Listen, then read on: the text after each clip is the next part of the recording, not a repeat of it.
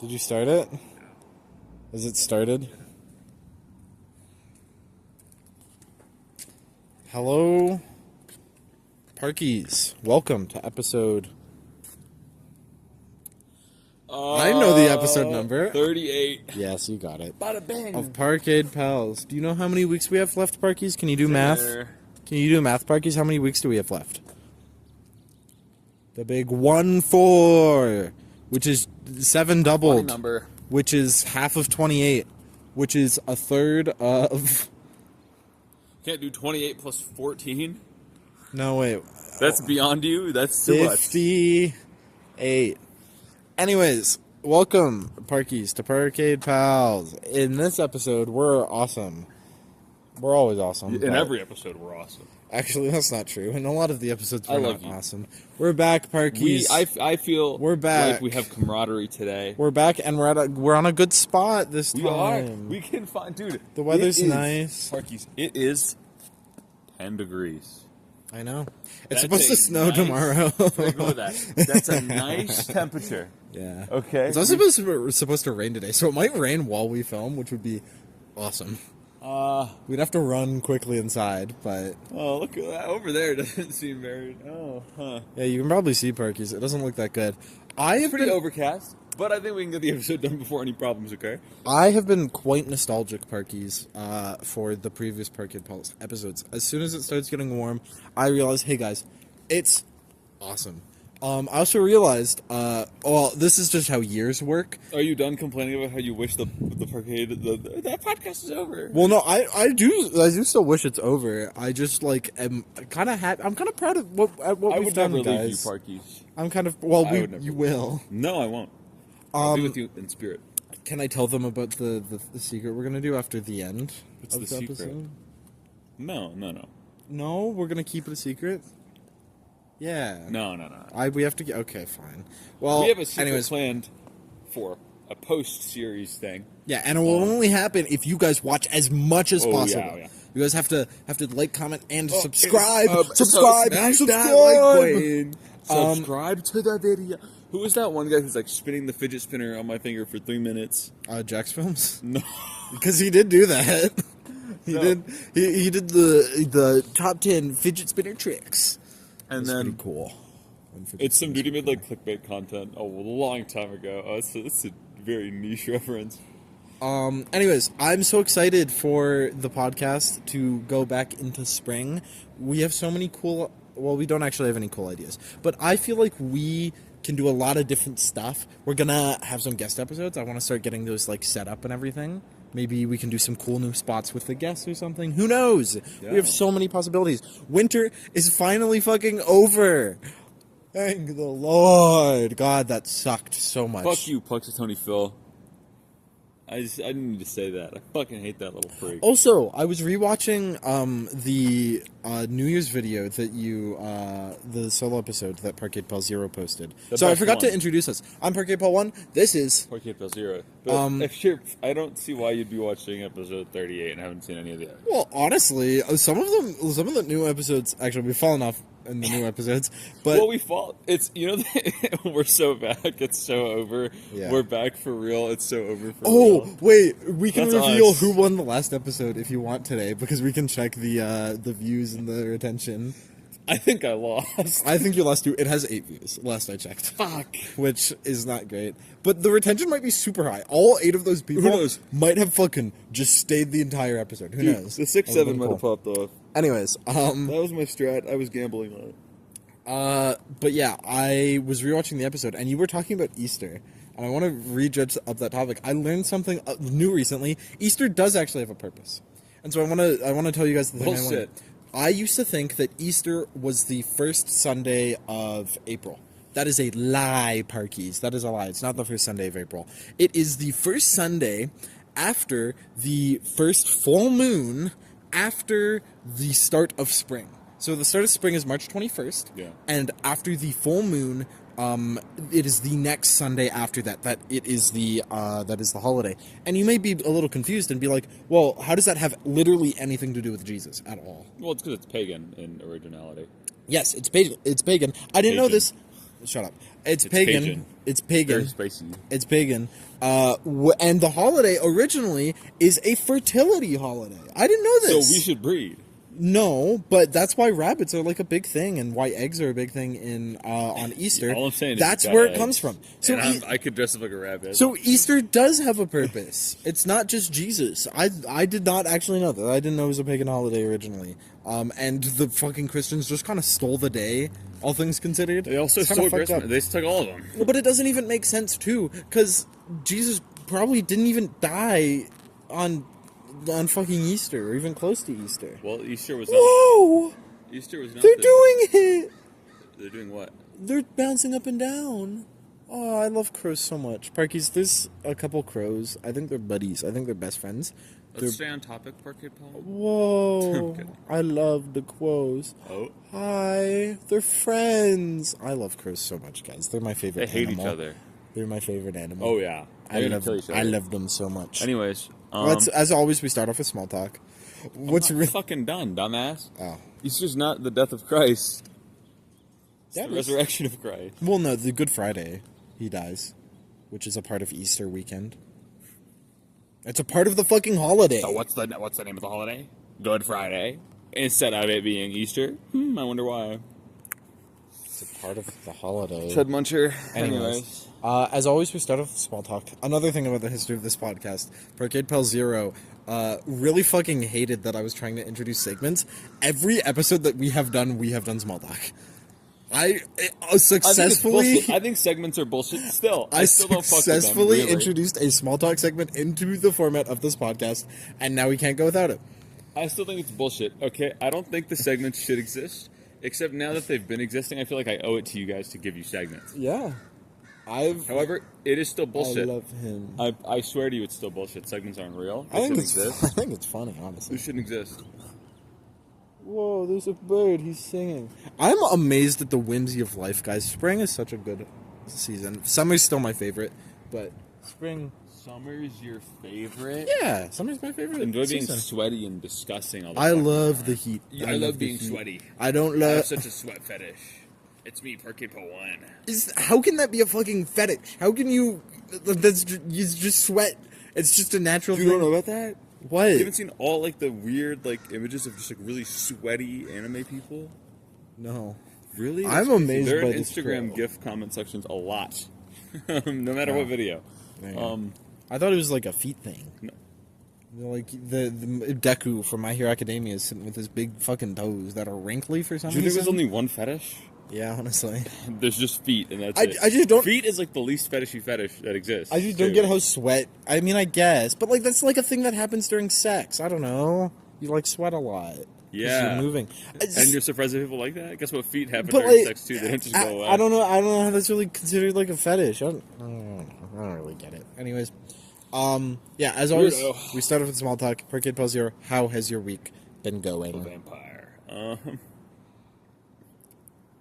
I'm a vampire, Parkies. He's not a vampire. Yeah, I am. You would be burning right Nope. now. Twilight rules. You're just I'm sparkly. sparkling, but the camera's too old to pick it up.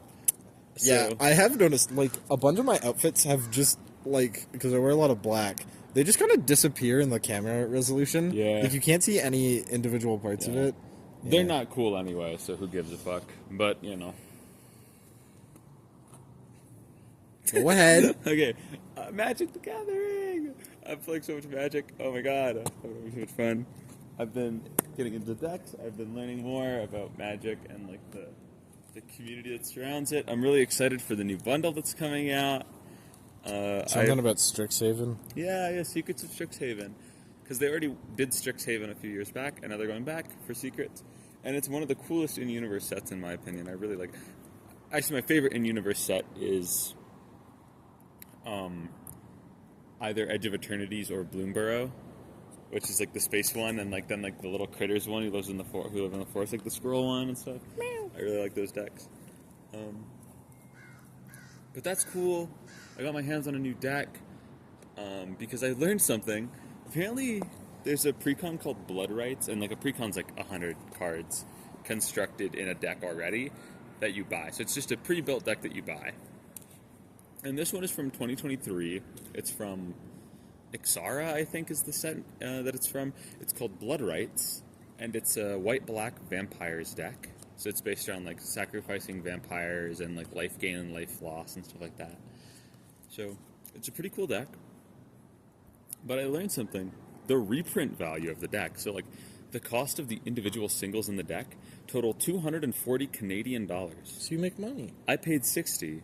Yeah, you make money. Yeah, there's a card in there called Exquisite Blood, which is an enchant that Dude. itself. I'm an exquisite blood. Anyways, there's a card in there that's Exquisite blood. That's my gang name. You do not want to mess with the fucking celebratory crypts, okay? You don't want to fuck with them. That's also a really good card in Magic. Celebratory crypt. Yeah. I feel like that could be a card. Celebratory crypt. I don't think it is. Anyways, what's good about the card? It's just a really popular card, and it's really strong. And the card itself is worth like 60 Canadian. Sick. And that's what I paid. Nice. Also, the only reason I bought it is because I overpaid my credit card. So they owed me $15. And the only way to get that back, without just buying shit on the credit card, is to go into like a branch of the bank that I bank with. Yeah. I'm not fucking doing that. So Oh, I forgot to. Oh, dang! I got a government check recently. I was gonna put it in my bank. I was gonna forgot to cash do it that. on camera. No, not on camera. was gonna okay. flex my We actually subsidy. could do that at the end. I have my check. I can take it over to the fucking bank or to the ATM, and we could. I could You don't cash cash them it on your in. phone? Oh, you can do that. You can with the I don't. app that I use. I don't. We're with different banks. I don't think my bank does that. There's just an ATM on campus that I'm probably gonna go to. It and might be cash closed. I doubt it, but it might I be. doubt it. Well, actually, no. The ATM's never closed. It's the branch gets closed, but the ATM doesn't. Yeah. Anyways, Yeah. anything else And going there's on? also the other one at Mac Hall. But anything else going on? No, that's pretty much it. I've been doing some site work. I've been reading. I've been reading a lot. I built some furniture yesterday. That was cool. My legs are kind of sore because I spent the whole day like a goblin. Kneeled on your knees. Yeah. Sex joke. Yeah, I was too busy sucking dick. Anyways, my week has been really fucking good, actually. I have a lot to talk about. So, first things first, school, it's almost over. I have 3 more assignments due. I have 1 final exam, I have 1 paper to write, and I have 1 lab report to write. Once they're all submitted, I am done. I'm done with classes forever. That's not true, because, guys, classes are done soon as well, and that's going to be really fun. I get to do a lot of stuff. But also, I am not going to be done next semester, because I have acquired a awesome opportunity. I haven't told Parkade Pal Zero about this, but I've told some of my other friends. I have secured a research opportunity, which That's means really my solid. spring-summer is going to be filled with chemistry. It's a really cool opportunity. I'm not going to talk too much about it because it is kind of complex. It's above my head, so I'd imagine it'd be above a lot of people's heads if they watch this. Whoa there, buddy. I don't want to bore people.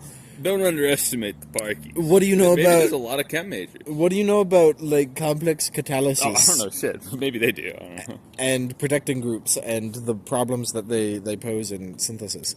Anyways, it's a really cool opportunity. The supervisor that took me in, or I talked with, seems to be really cool. Nothing's official yet. I have to work out some schedule stuff with him, and then email him, and then it should all be good. But it's really cool. And I want to talk a little bit about the experience of getting the opportunity, because it's very funny. So, how it works at UC is we have a course that is like a research-based course in the chem department. It's called Chem 502 and Chem 402. 402 is a 1 semester, or I guess technically like a half a semester project, and 502 is like a full semester. If you're doing it in spring-summer, you do both of the spring-summer semesters to like get that full semester in. It's a very long research project. How you get it is you need permission from the department, which is literally just talk to a professor and ask them if they will let you in on their research. You don't come up with a project; they give you a project and then you work on it with them. So it's sort of just like an introduction into research in that field. So basically how that goes, what I did is I just emailed a bunch of professors that I was interested in joining their research group. They had cool general research opportunities. The first one I mentioned didn't respond. Got fucking ghosted. Second one I messaged emailed me back pretty quick, actually. I was like, sorry, my group's full. L, fuck you. He didn't actually say that. He just said, I hope you go message other professors. Sent back full name and address. Of Yeah, he sent my address and a picture of my house, which was really concerning. Yeah, and a picture of your family eating like dinner at the dinner table. It was really odd. And I was there too. I was like, how did he get that picture? How he got that. Anyways, and I was pretty down at that point because one didn't respond and one rejected me. I'm like, man, and one what do I blocked do? me. Yeah, it's like... So I emailed back the first one that did not respond, and I just was checking in, and then I went to go email others, and then I got a response from the first guy. He was like, "Yes, let's talk." Yes, let's talk. Kinda. I mean, we scheduled a time, and then I was going up to the time. Leading up to that time. So this professor, I've never met before. The only reason I knew about his group and wanted to work with his group was because first I thought the topic was pretty cool, but also because the TA that I have for one of the courses I'm taking is a member of that group, and she's been talking about how the research is like super cool and how the professor is super cool. Never met the guy before. I was so fucking anxious going into that meeting with him. I'd never met him before. I had no idea what to expect. But also, this was like the thing that I want. My like dream for like a career is to work in research. I've talked about this before. And this is a phenomenal experience to do that. I was fucking nervous as heck. Entirely, I was just fucking walking to the thing. I checked my heart rate. 140. Are you sure you didn't have like a heart attack? 140 Parkies. I get like that when I'm fucking sprinting. When I'm sprinting and working out. Yeah. I was anxious and walking. Or when and it got to 140. On me. Huh? 80. Oh. Well, that's for the camera. 80. Anyways, no. I was so fucking anxious. I got into the room and it wasn't that bad.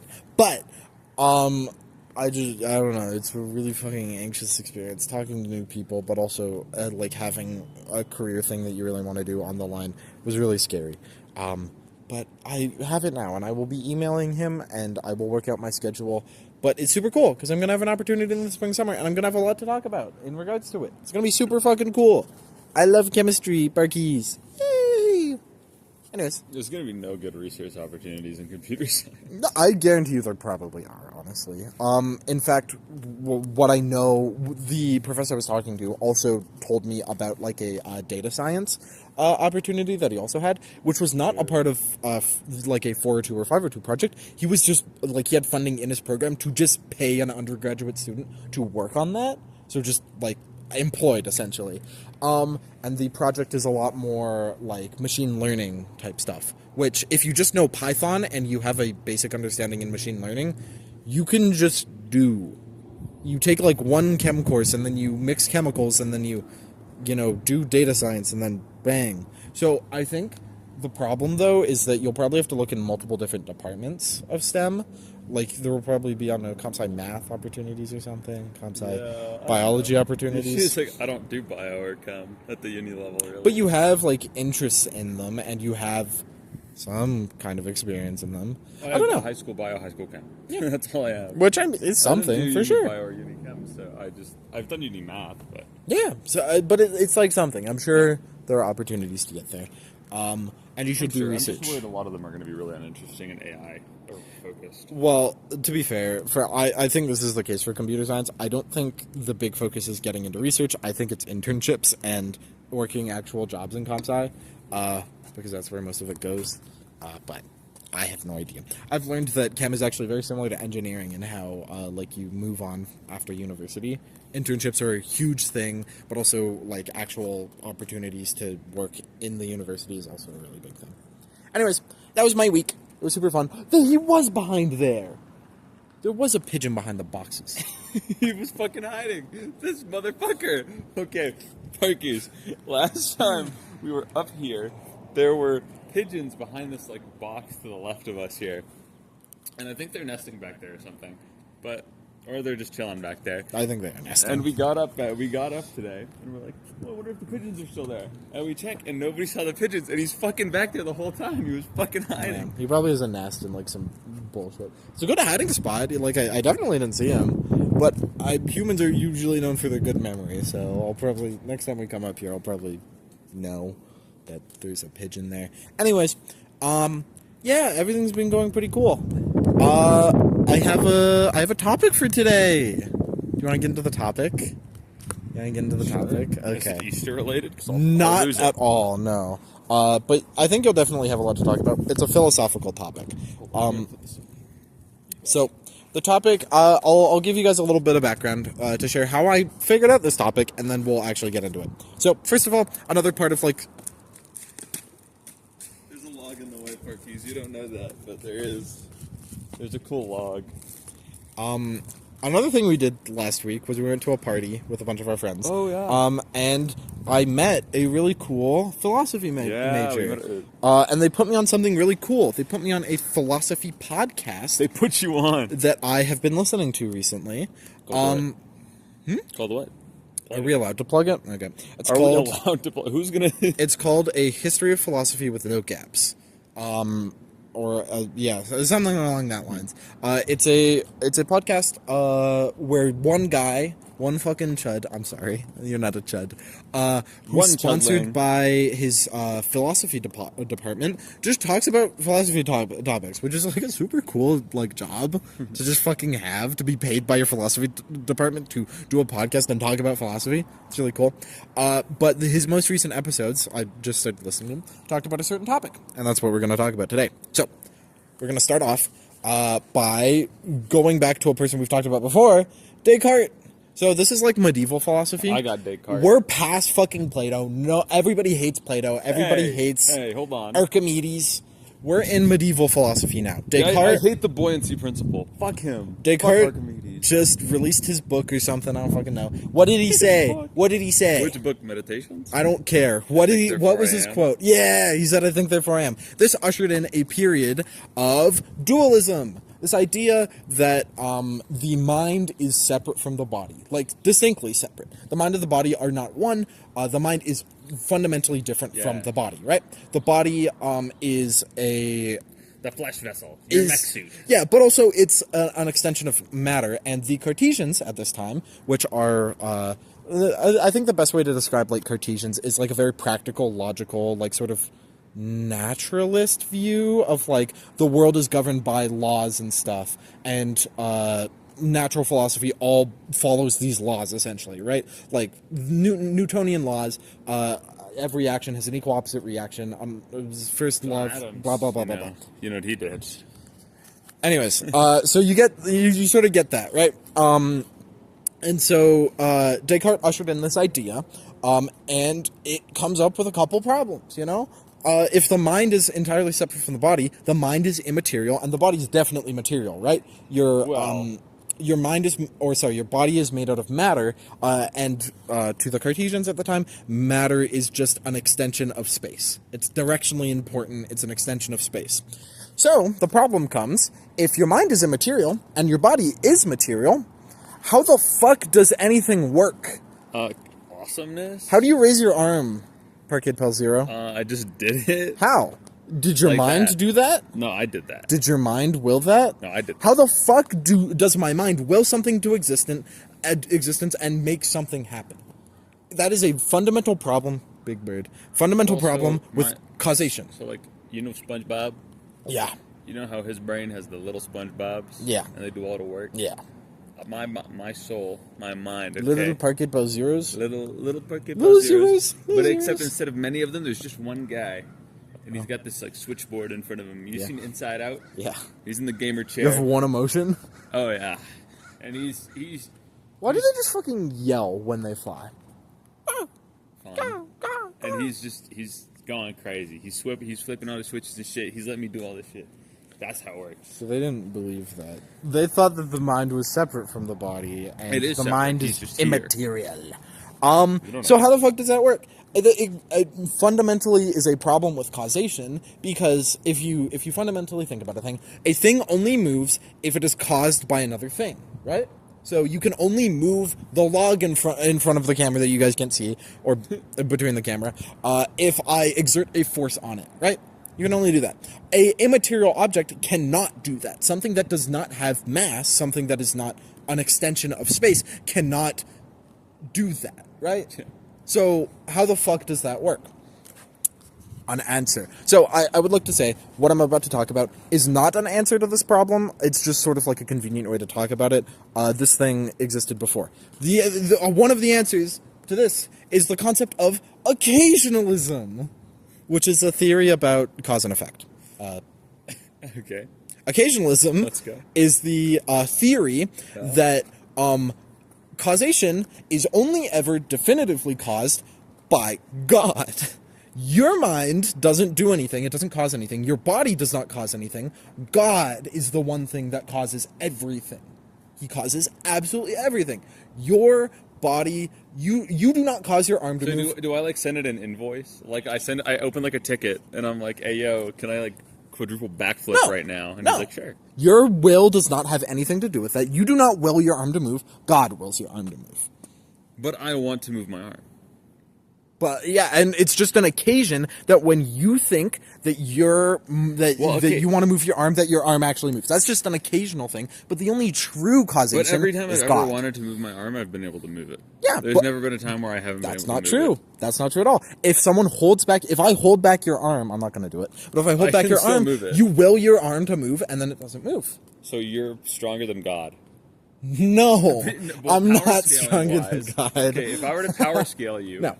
If God compels my body to move, and then you and your, or is he just like you're playing with his mixing little things. dolls right You're now? mixing He's things. making us fight. He's Yeah. got little puppets going on. You can think of it like that. That the only actual version of causation is when God causes it to happen. Because okay, so what this is sort of getting at is that this gets into metaphysics, which is very confusing, and so I'm probably going to do a really bad job on this, but that's okay. I just did a preliminary reading, but I think it's cool to talk about. Anyways, it gets into causation, and when you think about it, does my will actually necessitate something happen? If I will something to happen, does it necessitate that it happens, right? If I will that, I don't know, I open my mouth and talk, does it necessitate that will happen? Does it immediately follow? Does the premise is that I open my mouth and I want to talk? Does the conclusion follow that I will talk? No. Not necessarily. No, it doesn't, right? A lot of things can happen in between there that logically does not necessitate me talking. I can stick my hand in your mouth. God, on the other hand, things are necessitated by that. God's will is absolutely, like, from the existence of omnipotence. If you are omnipotent, when you will something to happen, it will happen. No matter what. It is necessitated that will happen. That's something that's assumed in omnipotence. And this is something that can be used to explain, like, different physical phenomena as well. Why do some things light on fire when you put them in a fire? And why do some things not light on fire when you put them in a fire? Is it because the laws of physics are necessitating it? No, it's because God necessitates it. I'm necessitating it. Yeah. I put the wood in the fire, and then I'm like, I think this should burn, and then it burns. So this theory of occasionalism is essentially an explanation for why certain things can happen and why certain things do not happen. This is like the... Yeah. It's like the inverse of like the Buddhist thing, where it's like, oh, like the collective belief is what determines what's true, but that's like the collective belief of like humanity. Or this is just like the individual belief of like one thing. Yeah. So in this case, like God determines everything. But if you go look at like the Buddhist side of things, it's like everyone determines what should function which way. So like everybody just agrees that wood should burn, so it burns. Right? And it's like a collective sort of understanding. Yeah. Which is really funny that they're opposites. It is. And so a little bit of history in regards to occasionalism. The concept, I think, is pretty set in stone, but this is something that was decently popular in the medieval ages, when the Cartesians were kind of doing their thing. Descartes is thought to not be a full occasionalist. He definitely had some occasionalist ideas, of being like, well, I mean, certain things can't be caused by people, so they have to, or certain things we can't understand fundamentally, and so what is the cause of that? It has to be God, right? Something like that, especially since theology was very important to philosophy back in those days. It was pretty much the answer for anything that you didn't understand. It was God. Smile. Newton even used it.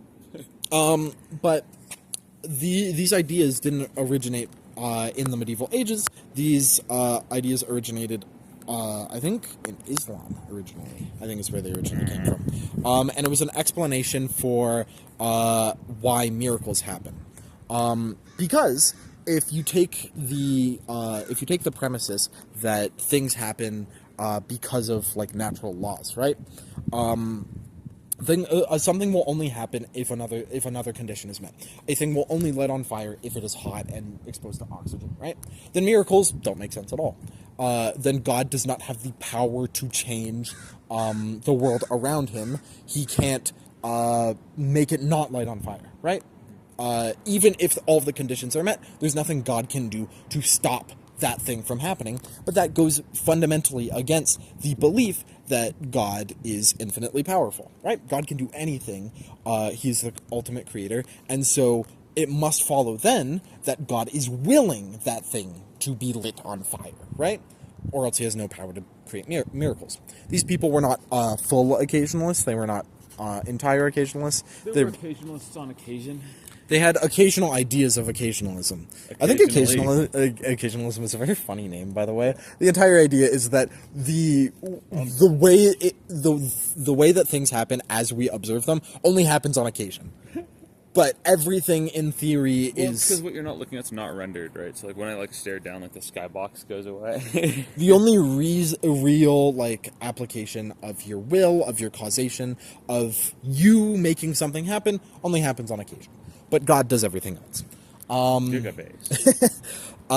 And yeah, so this was like an idea that came up originally in Islam and then spread more and more out. Descartes isn't thought to be a full occasionalist, but a guy under him, one of his one of his contemporaries, who is also French, Malebranche, is thought to be the best example of a full occasionalist, who thought that every single thing, your mind, your body, was controlled by God. Every action you made, everything that you did, was controlled by God. There's a couple problems with this. Do you have any problems that you want to bring up that sound weird about occasionalism? I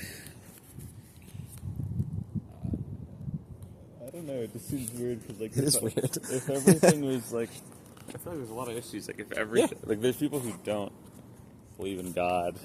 Yeah, right? well, no matter what type of God you believe in, there's people who believe in the exact opposite of what your God stands for. Yeah. So therefore, if your God controls them, why?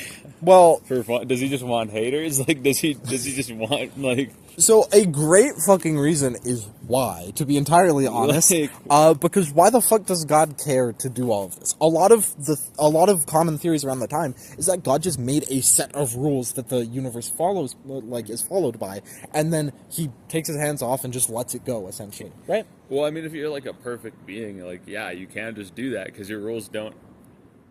Like, your rules never don't work. But people say that cannot be true if we understand God to be what he truly is. If the rules just follow the way that they do, that can't be how the world works, because a God needs to have the power to change certain things, right? Well, let's say, like, you set your blanket statement of rules. Yeah. Right? If I'm the game master, I can change whatever rules I see fit at any given time. Yeah. And I can make exceptions and a billion endless clauses for when things should work. Mm-hmm. So yeah, I have my rules. And then, Moses needs the sea torn apart. And I go, we're just going to add a little addendum here and make that work just this once. Yeah. And then it never works again. Right? Until it needs to. But then, as soon as you break the rules... You could still have rules. They just get changed sometimes. Yes, you can. But at that point, they're not, like, full rules at that point, right? They're not real rules if they're being broken. Well, they're real rules for us. They're just not real rules for him. You don't have rules when you're outside of the game. right? Oh. If you don't have to play within the game, you don't have to play with the rules. Chud. Chud. It's a chud bird. That's fair. Yeah, like if you're outside of the game, you don't have to play by the rules. Therefore, you can change the rules if you see fit, or you can, as like some, third party, interact with the game. Let's imagine me and you are playing chess, right? Sure. We have rules, Yeah. Uh-huh. okay, and then fucking Magnus Carlsen comes in and he puts 3 moves on my board. Hey man, you can't do that. And he locks in for me, and I go, "Thank you, Magnus." But there is no rule against a third party intervening, so he's allowed to do that. Now, if you change that circumstance to, "Oh my God, I'm Moses, dude, we gotta get away from these guys. Oh no, ocean!" Yeah. And then God goes, "Hold on," and he cuts the sea in half for you.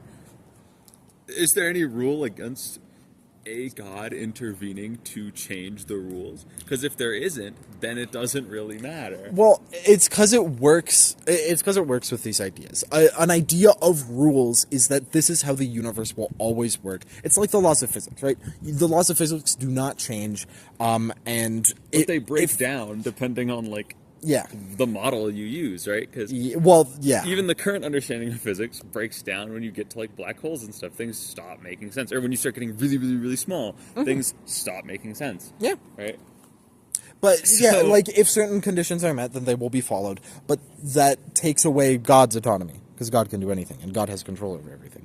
But yeah, I think you raise a fair point, and I think this is the cool part about this theory, because like we said in a previous episode, like you said in a previous episode, these philosophical arguments still somehow work in some areas. Like, they didn't understand what quantum physics was back in the day, I hope. But there are definitely parts of natural physics, which I think is the general philosophy that a lot of people follow these days, where certain conditions don't necessitate a direct outcome. Like, certain particles being in a certain space don't necessitate that they are actually in that space. They're in multiple places at one time. Matter isn't just an extension of space. Matter can be immaterial sometimes. It can be made up of photons, of energy, of things that aren't thought of as normal material. And so what's the explanation for this? Clearly there's a problem. There's a problem with some sort of rule. I stepped in. That's really what happened. A satisfying answer is that God is the reason that these things work the way they do. That God is making individual decisions every single moment to make things the way that they are. And it allows for certain things like miracles, and other things. Another thing that this presents a problem with is if God is making every single decision, then does that mean that free will doesn't exist? Yeah, that would. And also, why is he making me fucking sin? Well, see, what I'm saying is it has to be like an invoice thing, okay? Hear me out, okay? Okay, if you want to fix the issues with the whole, if the free will doesn't exist, then why does God let me sin? Here's why, okay? Your soul, unbeknownst to you, the subconscious, it makes a request to the Lord, okay? Yeah, okay. It goes, twin, let me do this. And since he's all loving, he goes, sure. And then... But, if you're committing a sin, why would... Because he's all forgiving. And God's gift to man was free will. Therefore, you're allowed to sin, so he doesn't stop you. So, yes. But if you're like, allow me to summon 6 billion beetles in this area, he's like, no, I don't think so. Well, no, that's not... So it doesn't work, right? But you have free will. Why doesn't he let you do that? Because you're banned. Only Jesus gets those abilities. He has admin. Fuck. Okay, you just get to play by those rules, right? So... And then he gets to go, oh, look at all these fish. And he makes 1 billion fish. It's like, oh. I feel like he shouldn't get a day. We should bring Easter back to the fertility holiday. He should not get a day. I don't want a fertility holiday. A fertility holiday is awesome. I don't want the breed holiday. Why not? I just don't like what it means. You can eat chocolate and fuck. Yeah, I just feel like that's cool. Bad. Why? That's cool. No. Why? Eat chocolate and fuck? That's cool. I don't want a day where the breeding kink is validated. Breeding? Okay, it can't be a fucking kink.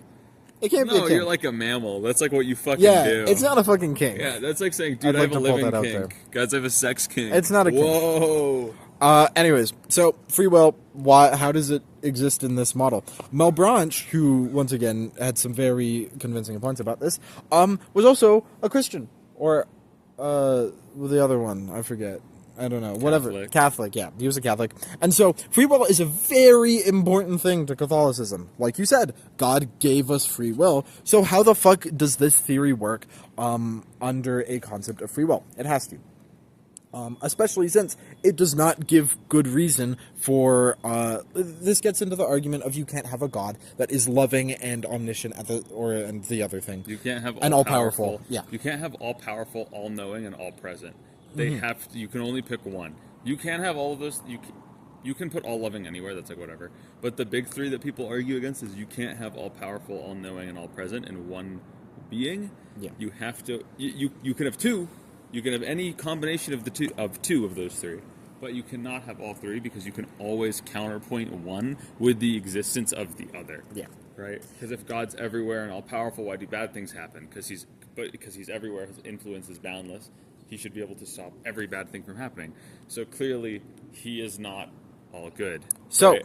this theory still needs an element of free will to be consistent with Catholicism, which Mel Branch. Wow, he's closer now, dude. Fuck off. Come on the podcast, bro. Fuck you. Get out of here. I don't want him. Parkade Pal 8. Oh, he's gone. He's fucking Anyway. left. Anyways, so how do we get free will in this? Mel Branch gives an idea and says that free will is kind of like, or your will is kind of like a fire hose. You control the fire hose. Okay? You control where it goes. Okay. You control where it points. Okay. And what does God control? God controls the water that's in it. So, you still do not get to do things. Your will does not will something into existence because if God does not want that to happen, he turns off the water. You can't spray water on the thing you want to do. You cannot choose to do a certain thing still. It still fits with this idea of occasionalism. But what you do control is where you point it, and God controls where the water's where the water turns on at a certain time, right? So if God has the water on, you can direct it to a good thing or to a bad thing, in theory. And all God has to do is just turn the water on. So you still do not have full control over everything that you do, but you do have control over which things you sort of pick. So God picks the thing that happens, God picks like the action, the act of you moving your arm, and you get to decide where the arm goes or something. And this is an idea of how free will can fit into this concept. There are still some problems here. Jerk off. Yeah. That's God. Yes. He's jerking my shit for me. Yeah. Well, no, but that action could be a lot of things, you know. Well, it doesn't. That's a big man. It doesn't just have to be jerking off. But he knows I'm jerking off. It could also be like clearly he knows I'm making like a drink. Yeah, I'm at the bar. Don't worry. That could be a good thing. And that could be a good thing. Maybe you're like doing Jesus wine or something. I don't fucking know. Doing Jesus wine. Yeah. What the fuck does that mean? Even he doesn't know. I'm getting distracted by so many crows, guys. I love the crows. They make me so happy. And so this is an option for how free will can fit in. Mel Branch honestly didn't like this. He created it, but he felt that it gave too much power to the individual to actually choose what happens, because like still being able to direct where it goes still kind of gives you an element of willing something to happen, because you kind of just wait for God to turn the water on. So it kind of still gives you a little bit of free will in that aspect. And so we like changed it up a little bit, where it's still a fire hose, and you do not direct where it goes, but you can direct like this is where it breaks down, Puggies. Metaphysics is hard, and it gets a little bit hard. But you direct something about it. I'm not 100% sure. The last thing about this that I sort of want to talk about is what I think is a decently strong argument, in support of this idea, which is the argument of no knowledge, and the idea that you yourself cannot will something to happen that you do not have the knowledge of. For example, if you don't know how to lift your arm up, you cannot do that. That makes sense. I guess, yeah. Reasonably, right? And so it should follow that if you have the knowledge to do something, you should be able to repeat it relatively consistently, right? And the example that this generally follows... So I could follows, learn magic. Yeah. I just need to know how, and then God will let me. So well, no. if I just, like telekinesis that shit up. But if I knew how, God would let me do it. Yeah. Holy moly. So if you gotta learn. If I knew how to write my name... It's gotta be like an Etsy witch he'll teach us, right? Honestly, probably. I bet. Leave your favorite Etsy witches in the comments section. Leave your favorite... Give us some Etsy recommendations. Give me your favorite AO3 smut in the comment section, and I will read it. We'll do a dramatic reading on We'll the do a podcast. dramatic reading of whatever fanfic. Because Redacted is going to post something in there, and we're going to have to read it. I'm a man of my word. I already said it. We'll read it. Anyways, and this argument, like a good example of it, can go along the lines of, like, if you know how to write your name, then in theory you should be able to reproduce it exactly, like again and again and again. You know how to write your name, and you, being a agent that is perfectly in control of what you do, can reproduce it perfectly because you know how to do it.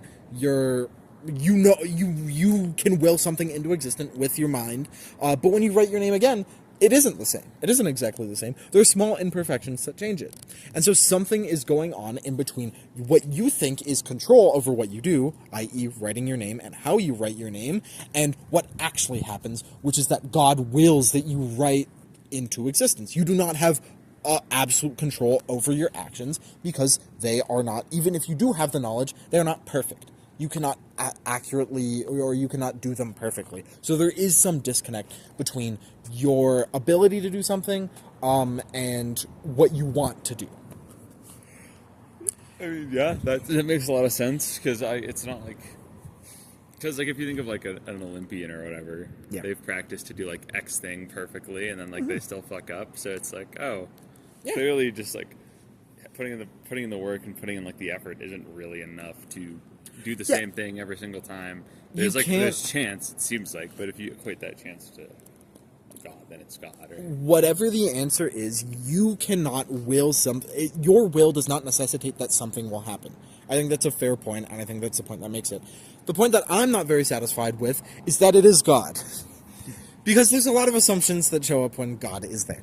And so what I'm going to end this like sort of discussion off with is that like this is a lot of concepts, and they're all logically fairly sound generically. I'm probably not doing them the best justice, but they're fairly logically sound. Descartes talked about it, and blah blah blah blah blah, a bunch of philosophers.